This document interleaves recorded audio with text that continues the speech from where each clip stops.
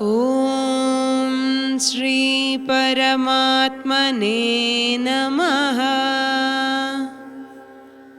ಅಥ ಪಂಚಮೋಧ್ಯಾಯಃ ಕರ್ಮ ಸನ್ಯಾಸ ಯೋಗಃ. ಅಧ್ಯಾಯ 5 ಶ್ಲೋಕ 29. ಭೋಕ್ತಾರಂ ಯಜ್ಞ ತಪಸಾಂ ಸರ್ವಲೋಕಮಹೇಶ್ವರಂ ಸುಹೃದಂ ಸರ್ವಭೂತಾನಾಂ ಜ್ಞಾತ್ವಾ ಮಾಂ ಶಾಂತಂ ಹೃಚ್ಛತಿ. ಶ್ಲೋಕನ ಅರ್ಥ: ಎಲ್ಲ ತ್ಯಾಗವವು ತೊರೆದು ಹೋಪದನವು ಅನುಭವಿಸೋಮನಾಥ ಎಂದು.